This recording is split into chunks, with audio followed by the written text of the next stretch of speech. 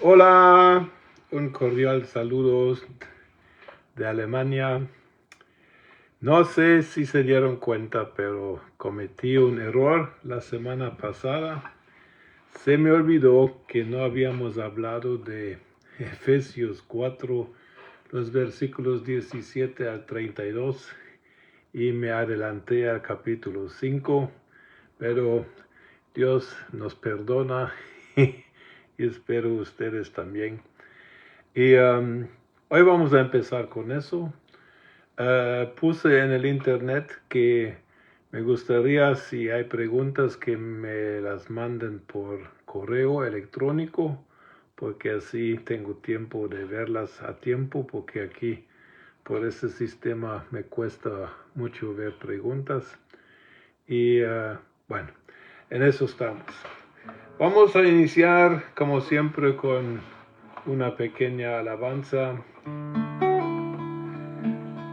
dándole gracias al Señor por lo que Él hace. Aquí pueden conocer a mi esposa.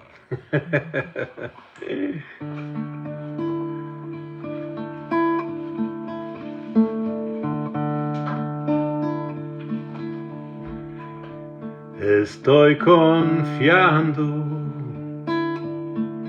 Señor, en ti. Tú eres fiel, Señor, tan fiel a mí. Nunca me has dejado, aunque débil soy. Estoy confiando, Señor, en ti.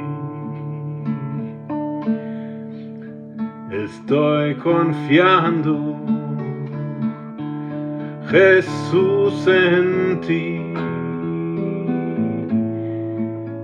Tú eres fiel, Señor, tan fiel a mí. Nunca me has dejado, aunque débil soy. Estoy confiando,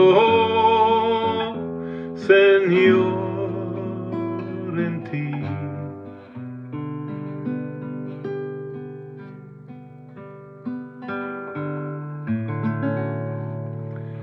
Padre, te damos gracias por la oportunidad de estar juntos, viendo tu palabra, aprendiendo de ella, dejando que ella toque nuestros espíritus, nuestras almas, e incluso nuestros cuerpos.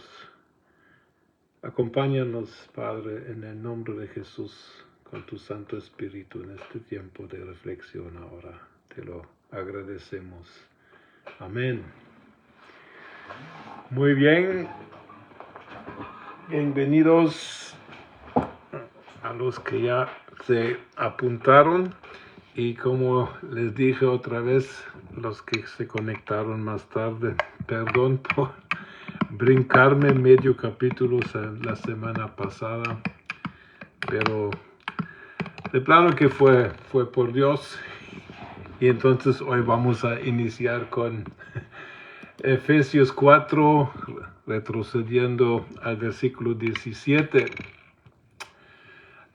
Voy a leer el texto por partes solo para recordar de que en el capítulo 4 de Efesios, nada más para tenerlo en contexto, Pablo empieza a hablar de la práctica, de cómo se debe vivir prácticamente todo lo bueno y todo lo glorioso que él ha enseñado en la teoría del cristiano y de la iglesia. Y lógicamente el capítulo 4 inicia con un llamado a andar dignamente en aquello que en Cristo hemos llegado por nuestro nuevo nacimiento, dignamente en el sentido de la vocación nuestra, nuestro llamado como hijos de Dios. Y los primeros 16 versículos nos hablan de cómo debemos andar dignamente, y ser parte de la iglesia es definitivamente un aspecto central. Y no solamente ser miembro de lista de una iglesia, sino ser integralmente parte de un cuerpo vivo. No solamente el cuerpo universal, sino el cuerpo concreto de la localidad donde tú te congregas. Allá debemos vivir dignamente de nuestra vocación, buscando la unidad del Espíritu, buscando la ayuda de los 5 ministerios con tal de crecer hacia la estatura de Cristo, y todo eso tiene que ver con andar dignamente. El cristiano que anda dignamente es uno que busca la unidad, es uno que busca la ayuda de los que Dios ha llamado para ayudarnos. Y en el versículo 17 cambia un poquito, porque Pablo conocía a quienes estaba escribiendo en la ciudad, en la iglesia de Éfeso, y aquí nos empieza a hablar de cómo es andar indignamente. Por eso dice, por esto pues digo y requiero en el Señor que ya no andéis como los otros gentiles que andan en la vanidad de su mente, teniendo en el entendimiento entenebrecido, ajenos de la vida de Dios por la ignorancia que en ellos hay, por la dureza de su corazón. Entonces aquí empezamos a ver de que andar dignamente como cristiano es cuando uno vuelve a los caminos que uno antes era. Con su permiso, me voy a tomar mi espresso. Pablo dice, esto lo requiero en el Señor. O sea que aquí hay cierta exigencia de parte de Pablo, diciendo que ustedes ya no son gentiles. Y gentiles no es una palabra que se debe entender en forma étnica, sino se debe sencillamente comprender en tener una mente entenebrecida o andar en lo que es la vida de Dios, como dice el versículo 18. Luz y tinieblas en la Biblia tiene que ver con vivir con Dios o vivir sin Dios. El que decide vivir sin Dios está espiritualmente en tinieblas, y el que vive con Dios espiritualmente vive en luz, porque luz y tinieblas no solamente son condiciones físicas, no, en primer lugar, luz y tinieblas son condiciones espirituales. Por ejemplo, en Génesis dice, lo primero que creó Dios en Génesis 1:3 fue la luz, pero la luz y antes de la luz estaba las tinieblas. Pero aquí no está hablando de luz y oscuridad en el sentido físico. En Génesis 1 habla de realidades espirituales, porque la luz física, el sol como fuente de luz, fue creado más adelante. Entonces hay dos formas de luz, por lo menos en la Biblia, y de tinieblas, pero aquí Pablo está hablando de personas quienes tienen el entendimiento entenebrecido, quiere decir que no tienen la luz de Dios. El entendimiento entenebrecido no significa que estas sean personas con poca inteligencia o con ignorantes o con poca educación. No, las mentes de estas personas funcionan completamente bien, humanamente hablando, pero lo que les falta es la luz de Dios que viene del Espíritu de Dios, porque Dios es tanto Espíritu como Dios es luz, y no pueden usar la facultad de sus mentes en el sentido divino, y por lo tanto interpretan todo el mundo y toda su vida completamente diferente a lo que en realidad es. Porque este entendimiento viene solamente cuando uno vive en la vida de Dios, y viviendo en la vida de Dios, uno vive en la luz de Dios, y allá uno termina la ignorancia y uno también tiene un corazón suave.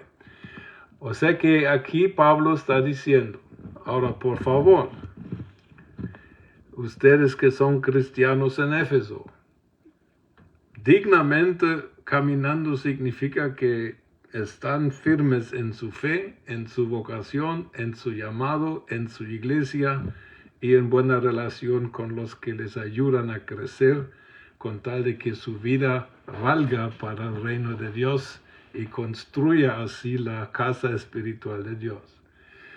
Lo contrario sería andar como los gentiles, para quienes Dios no tiene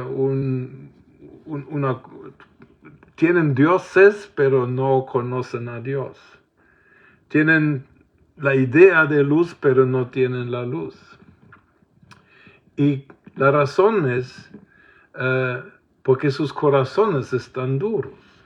El corazón endurecido es un corazón que no admite y no quiere reconocer de que hay un Dios que está encima de todo, a quien nosotros las criaturas hacemos bien obedecer, humillarnos delante de Él, respetarlo, pero el corazón entenebrecido porque no conoce a Dios. Puede ser que hayan huido de Dios, pero no conocen a Dios, y sus corazones no quieren a Dios.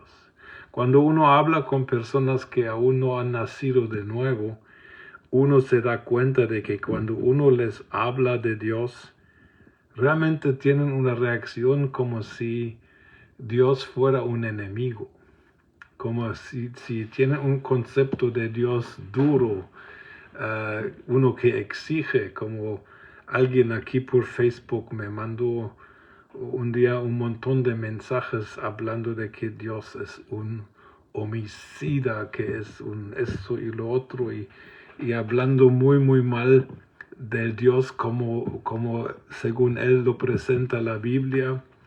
Y en cierta manera puedo entender que alguien que no conozca a Dios pueda reaccionar así, pero esa es la diferencia. La diferencia es saber algo de Dios, haber oído algo de Dios y concluir de allá. Pero lo central es haber conocido a Dios y haber tenido un contacto directo con Él, y allá se van aclarando las cosas. Tal vez no todas, pero lo suficiente para estar confiado y seguir con Él. Así que el llamado de Pablo aquí seguramente es, entre líneas también, por favor, ya que están en la luz, no vuelvan a las tinieblas. Ya que están experimentando la vida de Dios, no vuelvan a ser como personas que son ajenas de la vida de Dios y ignorantes del corazón, de la personalidad, del amor, de la bondad, pero también la justicia de Dios. Entonces, Pablo sigue diciendo, estos, ahora, está hablando ahora de las personas que no conocen a Dios, recordando también, así éramos nosotros en un tiempo. Eso era nuestra identidad antes de nacer de nuevo. Estos Después que perdieron toda sensibilidad, se entregaron al libertinaje para cometer con avidez toda clase de impureza. Cuando en el libro de Romanos capítulo 1, a partir del versículo 18, aprendemos de que cuando una sociedad o un grupo de personas o un ser humano rechaza el hecho de que Dios es creador, entra a un proceso espiral que va para abajo y su estado va de mal en peor. La primera vez que vemos que sucede eso es después de la caída del hombre en Génesis 3. No solamente actúa mal, no solamente actúa rebelde, no solamente comete errores, no solamente están pecando, no, están degenerándose de tal manera de que Dios en Génesis capítulo 7 y 8 tiene que terminar con esta humanidad por el diluvio, porque la maldad del hombre era tan grande y tan excesiva de que le dolió en el corazón de Dios, Génesis 6:6, y por amor,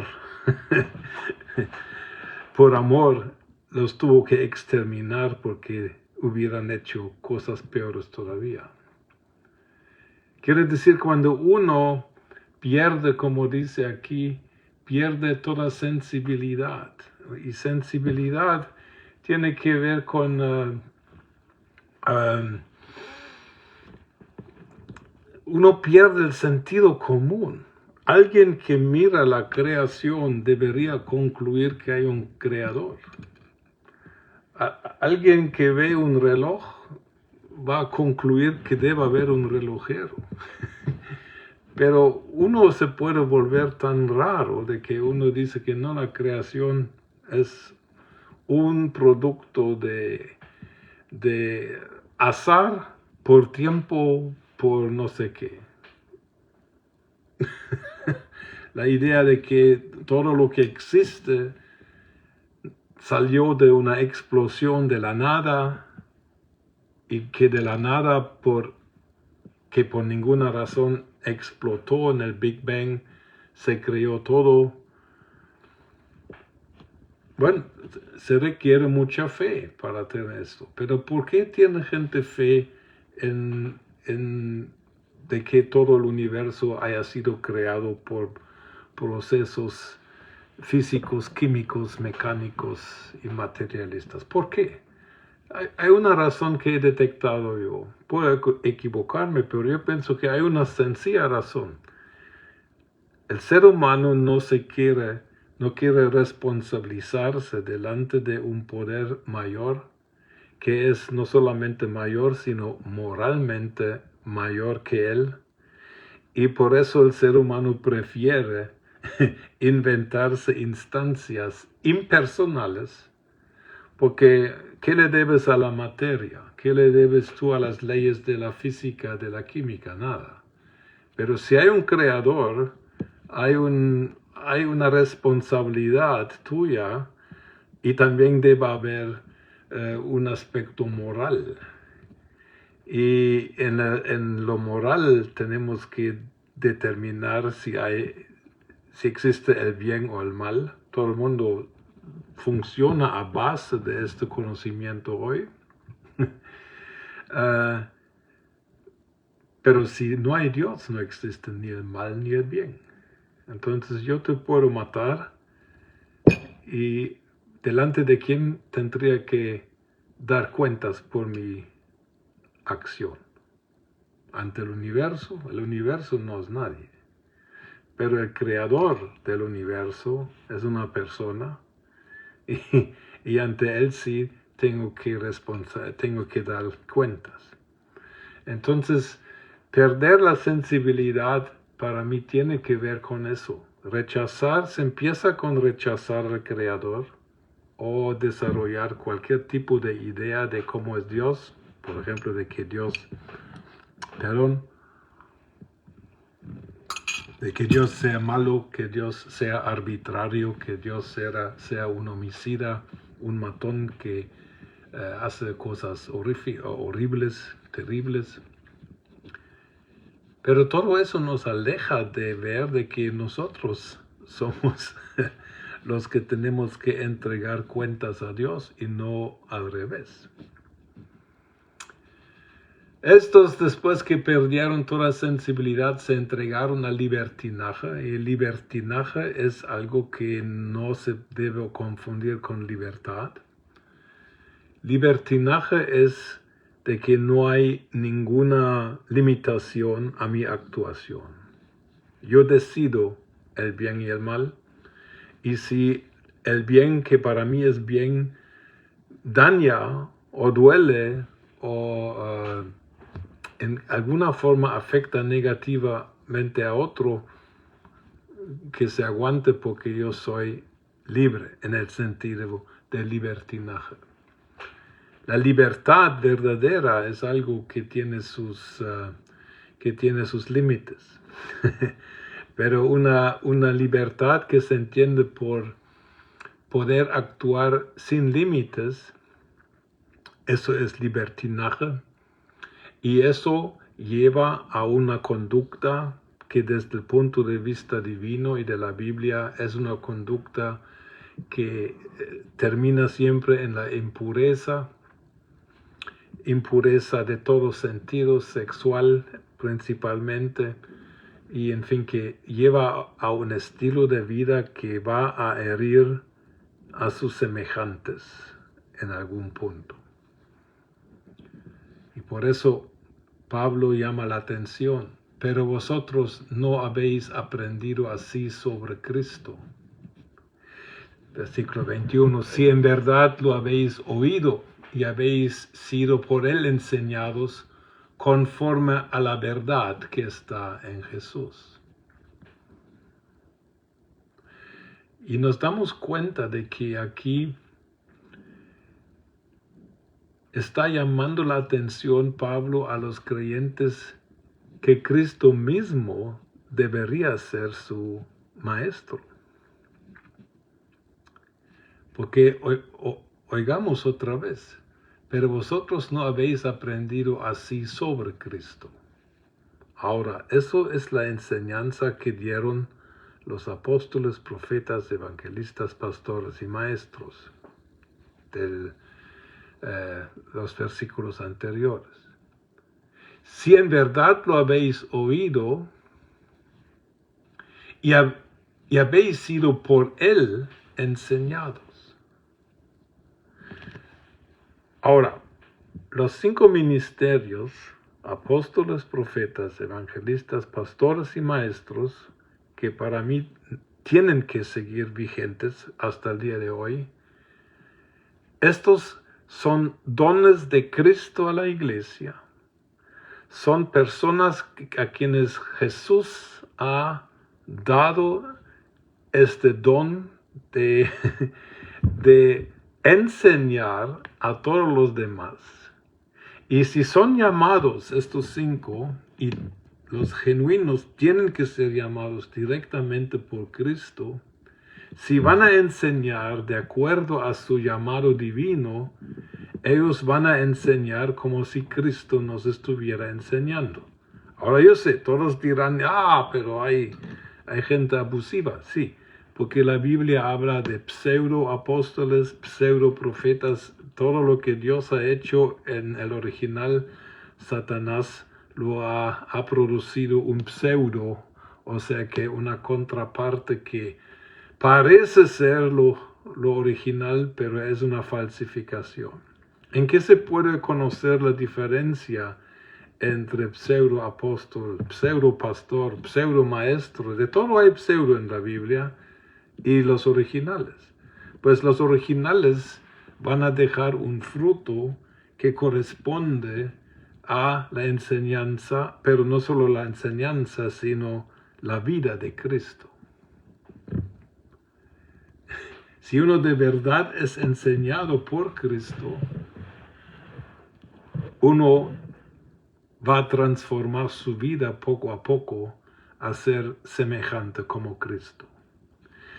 Los Los apóstoles, profetas, evangelistas, pastores y maestros, quienes han sido realmente llamados directamente por Jesús, porque así lo enseña Efesios 4:11, van a dejar en nosotros un fruto que se parece a Jesús.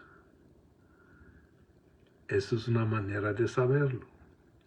Si hay intereses personales, si hay intereses económicos, si hay ganancias deshonestas, si hay abuso espiritual, si hay abuso de todo tipo, si hay abuso sexual, si hay todo tipo de abusos, se reconoce de que esto puede tener el nombre cristiano, pero no tiene la esencia de cristiano.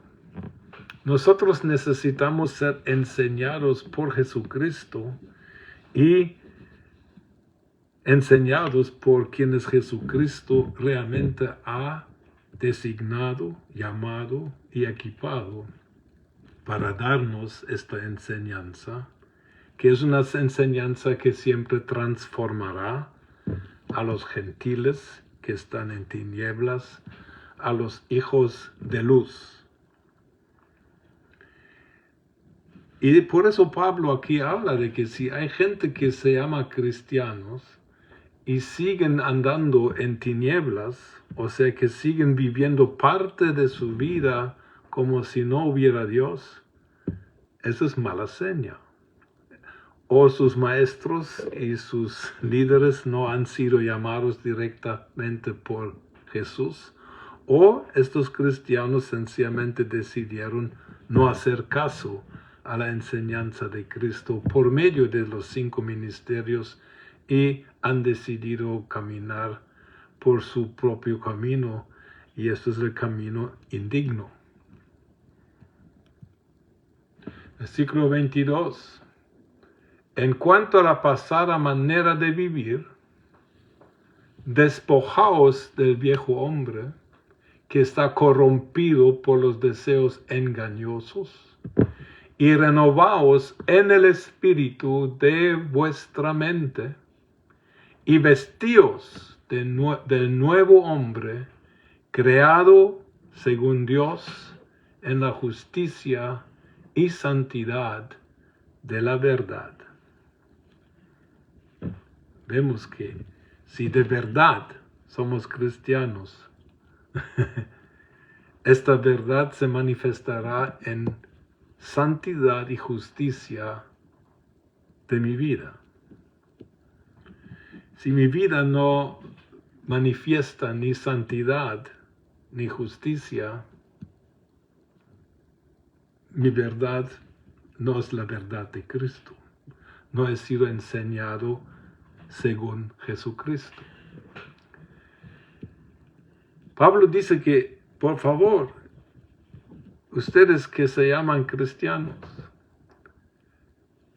había una pasada manera de vivir, pero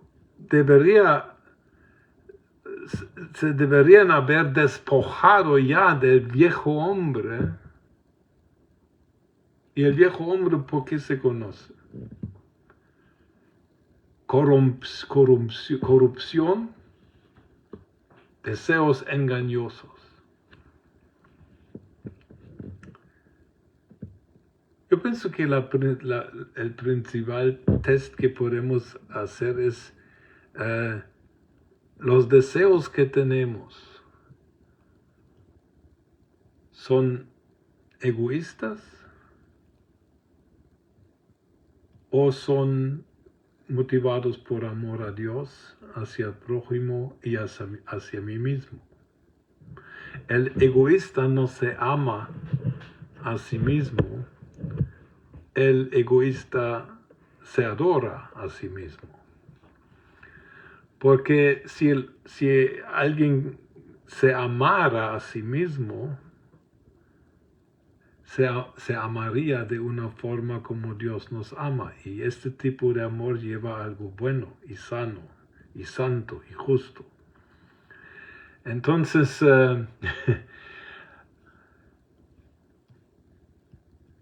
¿qué deseamos nosotros? aquello que deseamos, ¿es eso de acuerdo al nuevo hombre o al viejo hombre?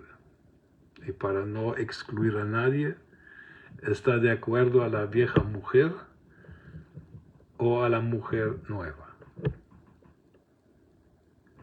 El hombre viejo, ese es un término que se aplica a toda la humanidad, es aquel que era gentil, que andaba en tinieblas, que desconocía la verdad, la luz y la vida de Dios, y actuaba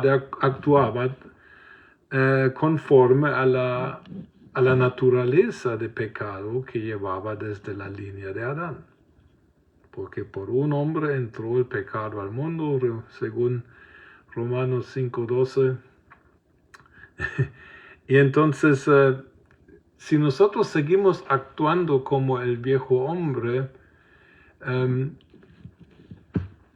la Biblia lo explica con el término de despojarse y de vestirse de un vestido. ¿Estamos vestidos del nuevo hombre o estamos vestidos del viejo hombre todavía? Nuestra conducta y la calidad de nuestros deseos lo va a revelar. Claro que está la lucha dentro de nosotros. El hombre viejo, aunque es muerto en la cruz, por alguna razón que desconozco yo, por lo que creemos puede ser resucitado.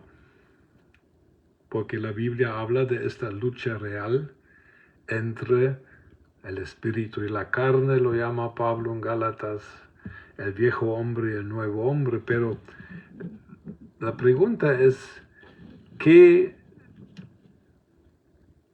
decide quién de los dos va a ganar?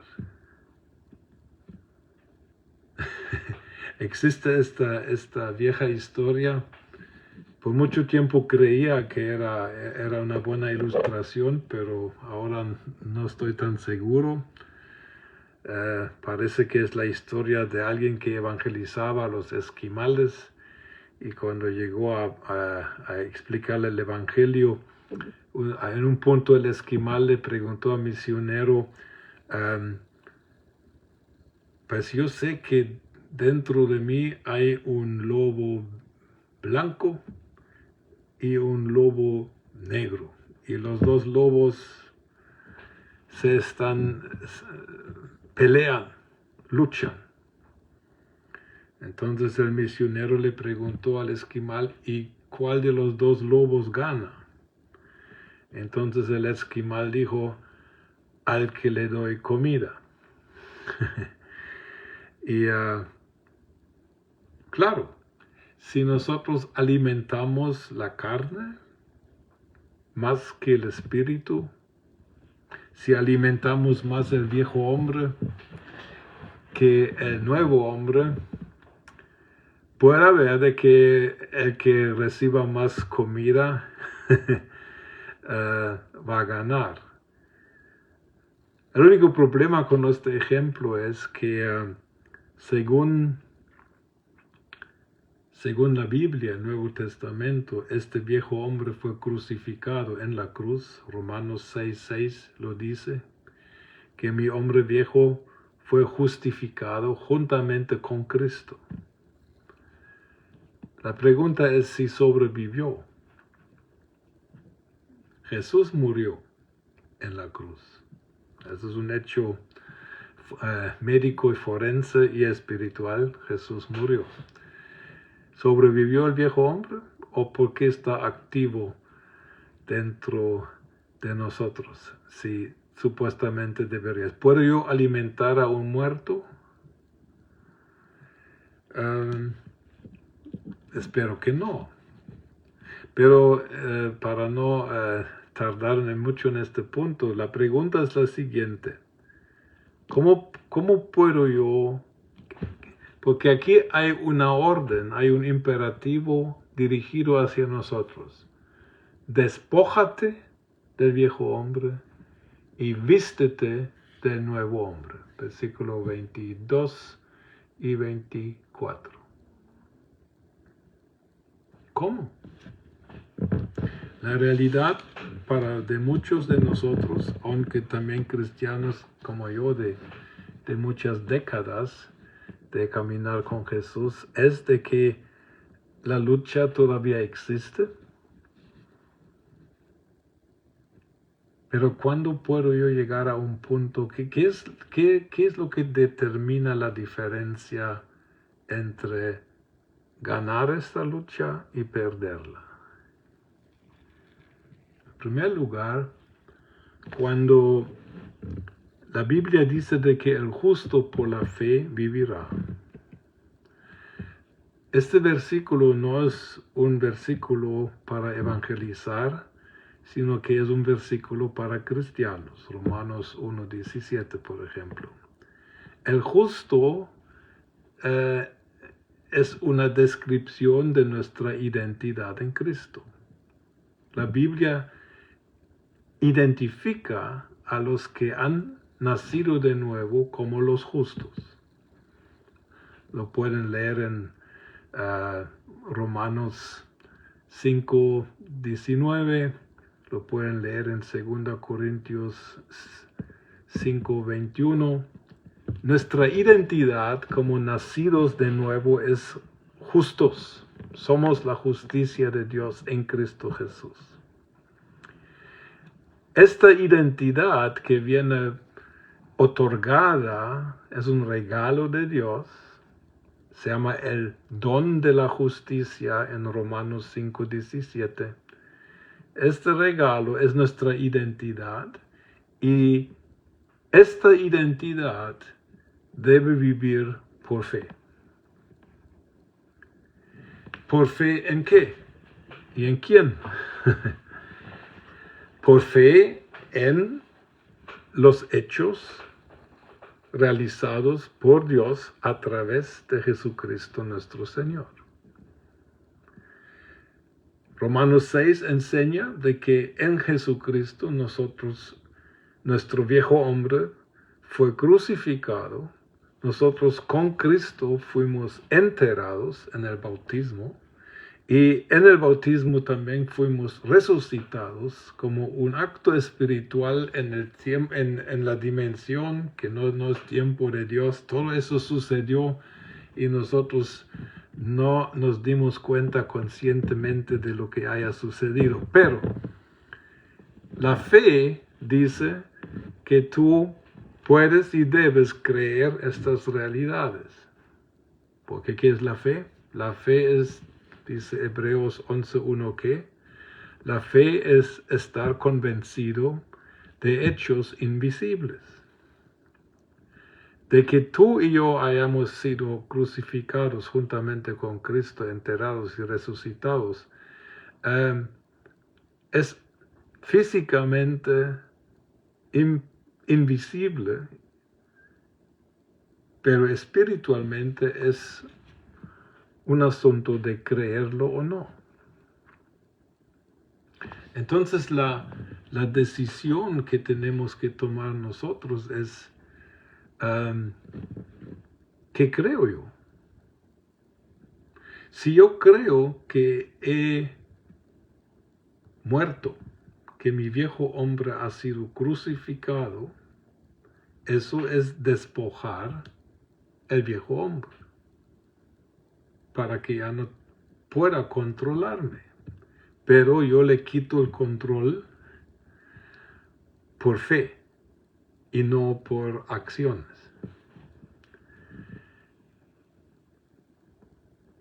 Al contrario, si yo creo que he nacido de nuevo, si yo creo que juntamente con Cristo no solamente fui crucificado, enterrado, pero también resucitado, y eso es lo que hacemos en el bautismo en agua, yo me estoy vistiendo de nuevo hombre.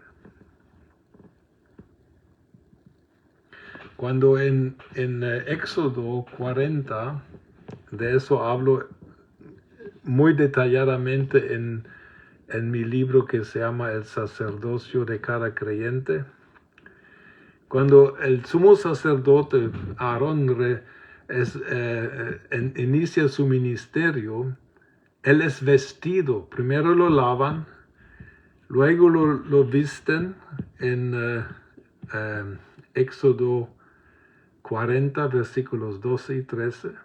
Lo lavan, eso es quitar el pecado. Lo visten, eso es ponerse la identidad de justicia, como lo confirma el Salmo 132, versículo 9. Luego lo ungen y luego lo santifican. Lo interesante es que la unción viene antes de la santificación, nada más, pero no voy a hablar de eso hoy. Pero aquí podemos ver de que el vestido del sumo sacerdote, él no se lo consiguió solo. Se lo dieron, se lo regalaron y se lo pusieron. En el Nuevo Testamento eso significa de que nosotros tenemos por fe despojarnos del viejo hombre, porque es un hecho realizado por Dios. Nosotros no lo pudimos hacer. Y nos vestimos del nuevo hombre. ¿Y quién creó el nuevo hombre? Versículo 24 dice, creado según Dios en la justicia y santidad de la verdad. Y en el versículo 23 nos da una clave que nos puede ayudar a ver cómo funciona eso. Leo otra vez, en cuanto a la pasada manera de vivir despojados del viejo hombre que está corrompido por los deseos engañosos. Y ahora viene otro imperativo. Renovaos en el espíritu de vuestra mente. Renovaos.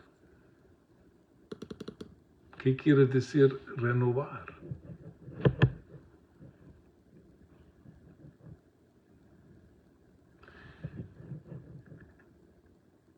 El espíritu de nuestra mente, yo no creo que esté hablando del Espíritu Santo en el sentido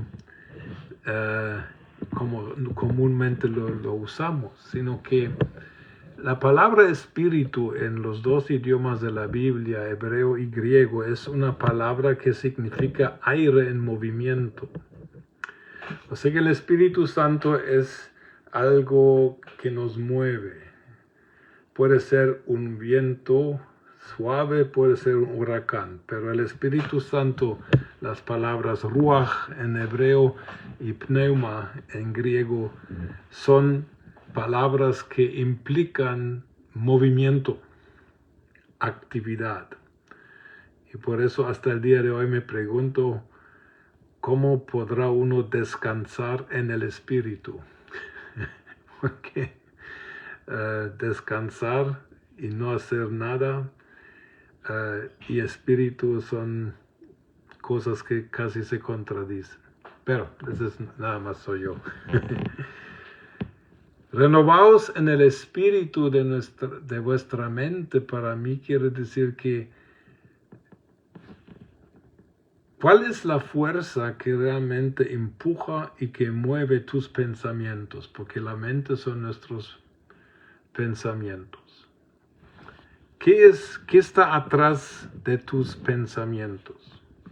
¿Por qué piensas como piensas? ¿Por qué piensas ciertas cosas en la iglesia? ¿Por qué piensas, pongamos ejemplos al azar, ¿por qué piensas que una mujer no puede predicar? ¿Qué te llevó a esta convicción si la tienes? ¿Por qué piensas de que en el púlpito debe haber flores? En la mayoría de los púlpitos en América Latina hay, o en las plataformas donde está el púlpito hay flores. ¿Por qué piensas que los cultos tienen que empezar a las 10 de la mañana el domingo y no a las 10:18? Y eso, lo que estoy haciendo no son cuestiones morales de falso, correcto, pecado, no pecado. No, ¿por qué piensas como piensas? Algo te ha movido a pensar como piensas. Puede haber sido tus padres, porque tienen su influencia sobre nuestra manera de pensar. Puede ser tu cultura, puede ser la iglesia donde has crecido, puede ser la iglesia donde estás asistiendo, puede ser líderes cristianos, puede ser patrones, puede ser la educación que recibiste. Digamos, yo fui a la secundaria Alemania en una secundaria humanista. El resultado fue a los 19 años yo me consideraba un ateo. Como decimos en Guatemala, el que anda en la miel, algo se le pega. Pero atrás de todo pensamiento hay un espíritu que lo mueve y lo controla. Y básicamente hay dos fuerzas en este universo. Es la fuerza del Espíritu Santo que te mueve hacia el bien, hacia lo justo, lo santo y lo correcto. Y está la fuerza del mal que te quiere llevar por el camino malo. Hay un espíritu maligno, hay demonios que te quieren alejar de Dios y el Espíritu Santo te quiere acercar a Dios. Y por eso atrás de cada pensamiento hay un espíritu que lo mueve, lo empuja. Es una buena pregunta preguntarse por qué actúo como actúo, por qué pienso lo que pienso. Para no ser tan teológico, les voy a contar un testimonio de mi vida con su permiso.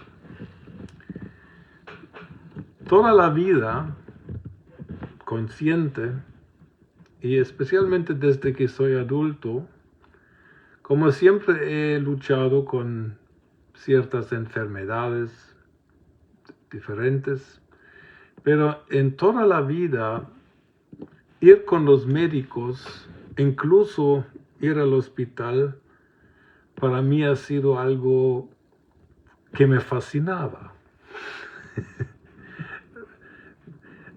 Hay gente que solo va con el médico cuando ya no hay otra, cuando ya están casi para morirse. Y yo toda la vida he sido contrario. Siempre me ha encantado ir con los médicos, esperar en la sala, ser atendido por el médico, ir a mi casa. Para mí nunca era una cosa, ay no, tengo que ir con el médico. No, si era sincero, me di cuenta, me gusta. Siempre me ha gustado relacionarme con médicos. Los médicos que eran, por ejemplo, parte de las iglesias que he pastoreado o donde estoy. Me gustan los médicos. Y cuando uno habla con personas que nos dicen, ay no, ir con los médicos, no quiero ver al médico nunca si es posible, no me entendían a mí y yo no los entendía a ellos. Entonces, ahora que ya me estoy poniendo un poquito más viejo, los últimos años pensando en eso, encontré la razón por esta mi manera de pensar y de actuar y mi actitud hacia médicos. Yo crecí muy solo como niño. Mi papá era muy enfermo y se murió cuando tenía 6 años. Y por la muerte de mi papá, tan joven en mi vida, mi mamá se tuvo que encargar de nuestra empresa, que era un aserradero. Entonces no tenía ni papá, porque cuando vivía estaba enfermo, hospitalizado o en rehabilitación.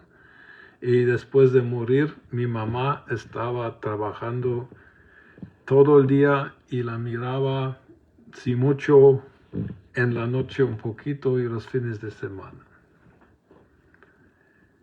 Por ejemplo, yo me recuerdo una vez tenía como 10 años, me fui solo con el dentista y el dentista me tuvo que sacar una muela. A los 10 años yo fui solo con el dentista. De niño siempre iba solo con el médico de nuestra familia. Y me di cuenta de que ir con el médico para mí, de niño y de jovencito, era como un sustituto por no tener papá. Y aunque el médico, y lo conocía porque era también amigo de la familia, el médico me atendía los minutos que los médicos tienen para uno. Pero yo pasaba horas en la sala de espera. Y este momento, estos minutos con el médico era como bálsamo para mi alma, aparte de lo que tenía que hacer médicamente. Entonces yo me di cuenta de que mi manera de pensar y mi actitud hacia la medicina, médicos, hospitales, fue impactado por eso. Nosotros no actuamos nada más por querer o no querer. Nosotros hemos sido formados, y no lo digo para criticar a nadie. Pero volviendo a nuestro tema, renovaos, como dice, en el espíritu de vuestra mente. Reconozcamos en primer lugar qué es lo que determina la clase y la calidad de nuestros pensamientos. Y luego empecemos a sustituir esta influencia con lo que es la verdad de Dios. Y la verdad de Dios la encontramos, por supuesto, en la palabra de Dios. La verdad de Dios la encontramos en la relación con Jesús, porque Jesucristo ha dicho que yo soy la verdad. El Espíritu Santo tiene también como nombre el Espíritu de la verdad.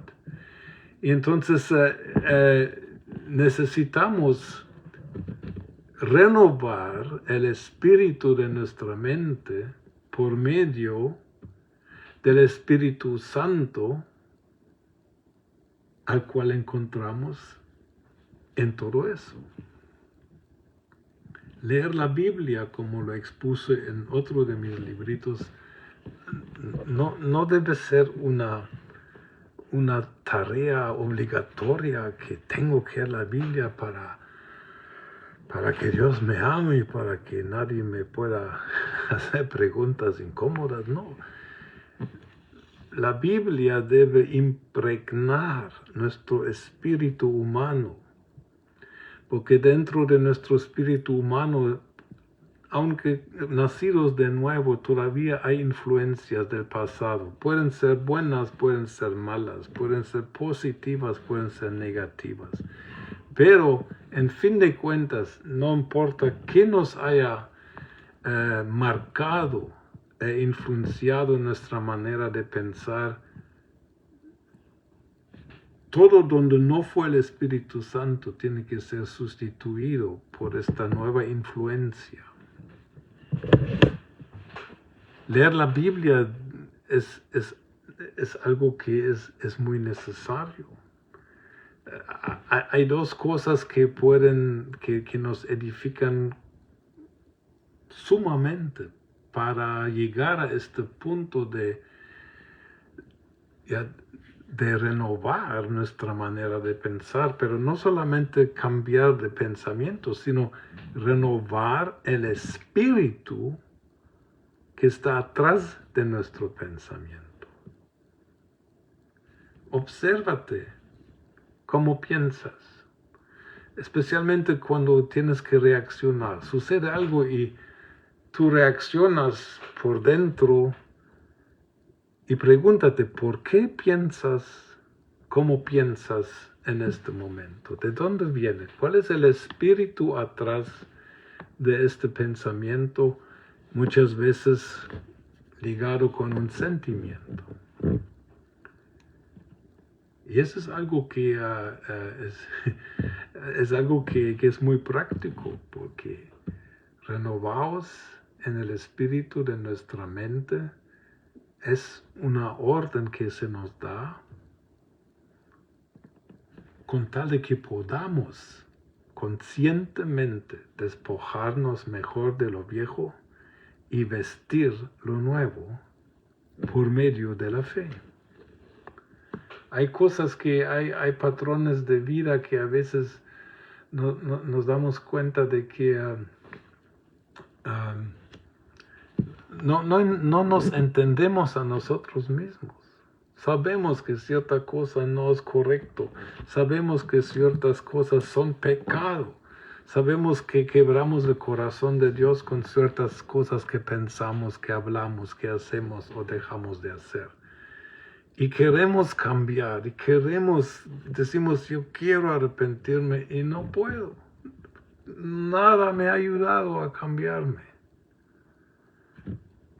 Tenemos que cambiar nuestra manera de acercarnos a Dios y decirle, Señor, ¿qué espíritu está influenciando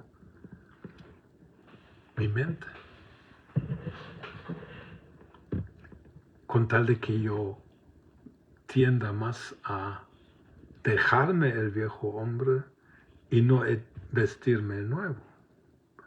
Porque según estos pasajes, en cierta manera es decisión nuestra. Son imperativos. Despojaos del viejo hombre. Puedes hacerlo o dejarlo hacer. Renovaos en el espíritu de vuestra mente. Puedes obedecer o desobedecer. O ignorar. Vestíos del nuevo hombre. Es nuestra decisión. Pero con eso nos quedemos hoy y dejamos los últimos versículos para la próxima semana. ¿Qué espíritu? Y no estoy necesariamente hablando, por favor que nadie me malentienda que esté hablando de demonios. Es una posibilidad también, pero estoy hablando de más que ¿qué mueve tus pensamientos o tu manera de pensar? ¿Está de acuerdo este poder con el poder y el Espíritu de Dios? Porque el resultado natural de que el Espíritu Santo sea el Espíritu de nuestra mente, el que mueve nuestra manera de pensar, sería de que en nuestra vida haya fruto de justicia y santidad de la verdad, como dice el versículo 24. Y si hace falta justicia, santidad de la verdad, posiblemente nuestra mente está siendo influenciada por un espíritu que necesita ser renovado. Así que a veces tenemos que cambiar nuestra manera de hablar con Dios. Lo bueno es que aquí nos espera y se nos promete de que es algo que no necesariamente tiene que ser un esfuerzo inhumanamente grande.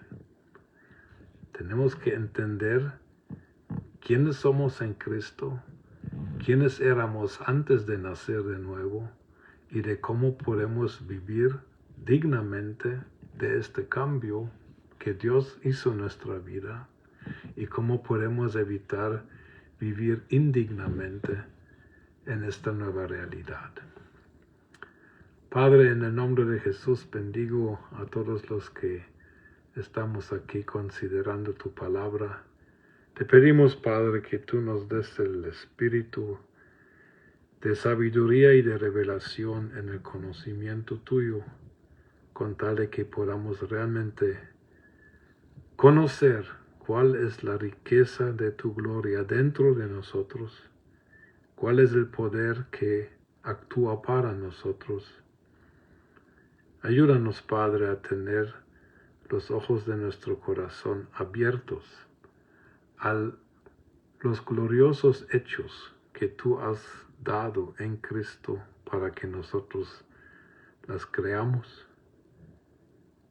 Y ayúdanos a detectar donde hay espíritus que mueven nuestra manera de pensar que no convienen. Sana nuestro pasado, sánanos y líbranos de las influencias malignas, pero también de influencias sencillamente incorrectas del pasado, y permite de que la única fuerza, el único viento que pueda empujar nuestros pensamientos sea tu Santo Espíritu. Te lo pedimos en el nombre del Señor Jesucristo. Amén. Que Dios les y os bendiga. Siempre mándenme un saludo. Les bendigo, os bendigo en España y nos vemos, si Dios quiere, la próxima semana.